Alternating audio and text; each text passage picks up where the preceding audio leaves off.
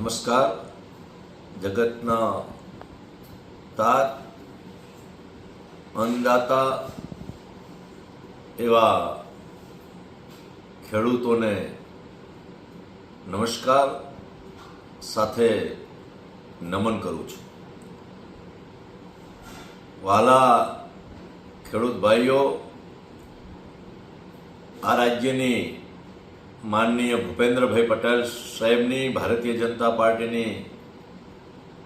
સરકાર ખેડૂતોના હિત માટે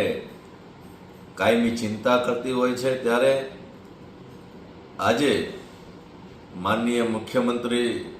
શ્રી ભૂપેન્દ્રભાઈ પટેલ સાહેબને હું અને જિલ્લાના ધારાસભ્યો માનનીય નાયબ દંડક જગદીશભાઈ મકવાણા, પ્રકાશભાઈ વરમોરા, કિરીટસિંહજી રાણા સાહેબ, શામજીભાઈ ચૌહાણ, આ બધા જ ધારાસભ્યો એ માનનીય ભૂપેન્દ્રભાઈ પટેલ સાહેબને મળ્યા અને સુરેન્દ્રનગર જિલ્લામાં ઓક્ટોબર 2024ની અતિવૃષ્ટિના સંદર્ભમાં જે નુકસાન થયું છે એનું ખેડૂતોને અતિવૃષ્ટિનું વળતર આપવા માટેની ફાઇલ જે સકારાત્મક દ્રષ્ટિકોણથી કૃષિમંત્રી રાઘવજીભાઈ પટેલના માધ્યમથી ચાલી રહી હતી, કે ફાઇનાન્સ મંત્રી કનુભાઈ સાહેબે પણ એમાં પોઝિટિવ હકારાત્મક નિર્ણય લીધો અને આજે આ ફાઇલ ભૂપેન્દ્રભાઈ પટેલ સાહેબ પાસે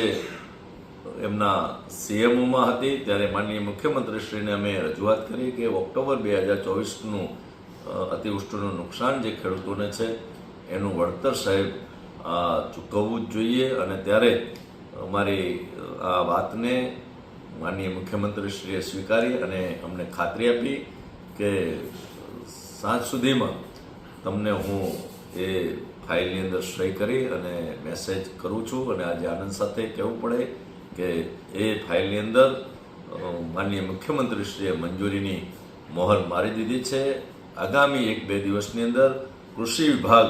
એનો ઠરાવ કરી અને જિલ્લા કક્ષાએ મોકલશે અને ઓક્ટોબર 2024 અંતર્ગત, એટલે કે ઓગસ્ટ 2024માં જે ખેડૂતોને વળતર મળ્યા છે અને બાકી જે ખેડૂતો રહી ગયા છે એ ઓક્ટોબર 2024ના પેકેજમાં સમાવેશે. આ તમામ ખેડૂતોને અતિવૃષ્ટિની જે સહાય છે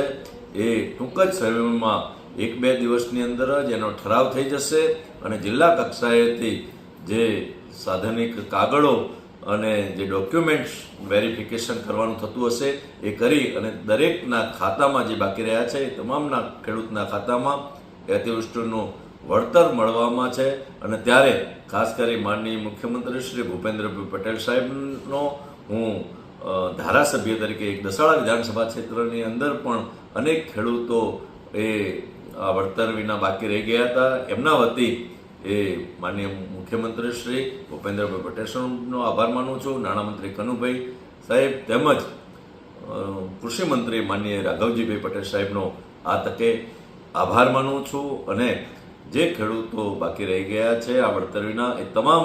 ખેડૂતોને જ્યારે વળતર ટૂંક જ સમયની અંદર મળવાનું છે ત્યારે ખાસ કરી અને ખેડૂત ભાઈઓને પણ હું વિનંતી કરું છું કે ખેતીવાડીના સંદર્ભમાં જે પ્રકારનો ઠરાવ થાય અને જે ડોક્યુમેન્ટની ચકાસણી કરવામાં કાંઈ બાકી રહી જતું હોય તો એ ડોક્યુમેન્ટ પણ આપણે વહેલામાં વહેલી તકે એ સબમિટ કરાવી અને વળતર ચૂકવવામાં, સરકાર જે વળતર ચૂકવવા માગી રહી છે એમાં આપ સૌ સહભાગી થાઓ એટલી જ વાત સાથે આપ સૌનો આભાર માનું છું. આભાર.